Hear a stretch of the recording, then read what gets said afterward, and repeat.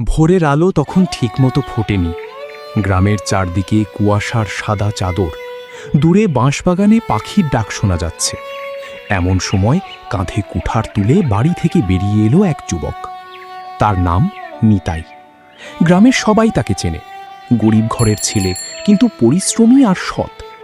বাবা অনেক বছর আগে মারা গেছেন, বাড়িতে শুধু বৃদ্ধা মা। নিতাই প্রতিদিন জঙ্গল থেকে কাঠ কেটে বাজারে বিক্রি করে। সেই টাকাতেই কোনো রকমে দুবেলা ভাত জোটে। বাবা, আজ একটু তাড়াতাড়ি ফিরিস। ঘরে চাল বলতে আর এক মুঠো আছে। আজ কাঠ বিক্রি না হলে কাল আমাদের উপোস করতে হবে। তুমি এত ভাবো কেন মা? ভগবান এতদিন যেমন মুখ তুলে রেখেছেন, আজও রাখবেন। আমি সন্ধ্যার আগেই ফিরে আসব। শুধু একটা কথা মনে রাখিস, অভাব মানুষকে ছোট করে না, কিন্তু লোভ মানুষকে ছোট করে দেয়। হ্যাঁ হ্যাঁ মা, ঠিক আছে, আমি চলি জঙ্গলে। নিতাই হেসে কুঠারটা কাঁধে তুলে জঙ্গলের দিকে হাঁটতে লাগল। জঙ্গলে ঢুকতেই চারদিকে শুধু গাছ আর গাছ, ভেজা পাতার গন্ধে বাতাস ভরে আছে।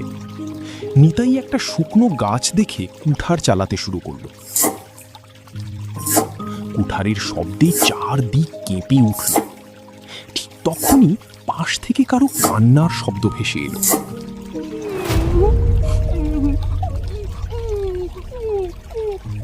দাদু, তুমি কোথায়? নিতাই কুঠার নামিয়ে চারদিকে তাকালো। কিছু দূরে একটা ছোট ছেলে কাঁদছে। তার গায়ে ময়লা জামা, পায়ে জুতো নেই। নিতাই কাছে গিয়ে বলল, কি হয়েছে রে? জঙ্গলে তুই একা একা কি করিস, আর কাঁদছিস কেন? ছেলেটা কিছুক্ষণ চোখে চোখ রেখে তারপর বলল, আমি দাদুর সঙ্গে কাঠ কুড়োতে এসেছিলাম।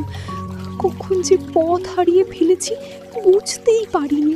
নিতাই চারদিকে তাকিয়ে দেখে জঙ্গলটা সত্যিই বড়।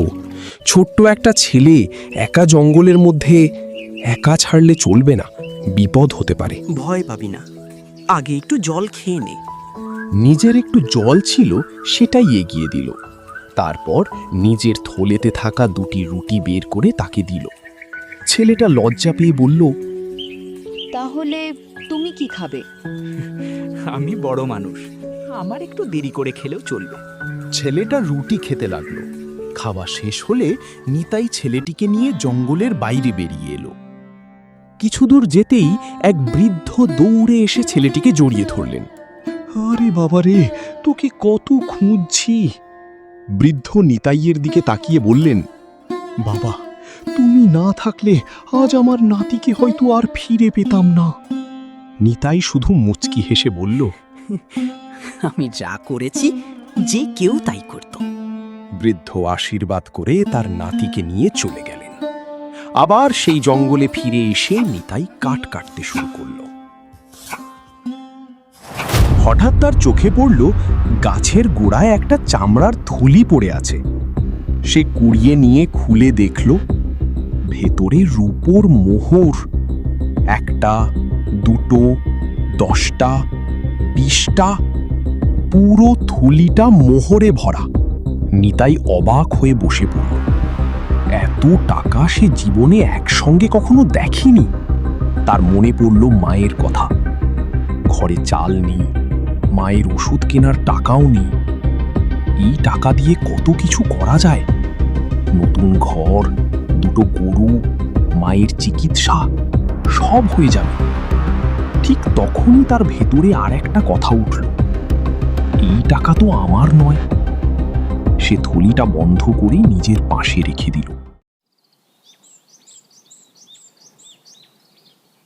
বিকেলের দিকে জঙ্গল থেকে বেরোতেই রাস্তার মোড়ে কয়েকজন লোককে খুব চিন্তিত দেখল। একজন ধনী ব্যবসায়ী এদিক ওদিক ছুটছেন। শুনেছ, বাবুর নাকি টাকার থলি হারিয়ে গেছে। হ্যাঁ, আবার ওর মধ্যে নাকি অনেক রূপোর মোহর ছিল। ব্যবসায়ী হঠাৎ নিতাইকে দেখে এগিয়ে এলেন। ও ভাই, তুমি কি আজ জঙ্গলে ছিলে? হ্যাঁ, ছিলাম। কি হয়েছে? চামড়ার থলি দেখেছ? সেই থলিতে আমার সোনা, রূপো, অনেক মোহর ছিল। নিতাই কয়েক মুহূর্ত চুপ করে রইল।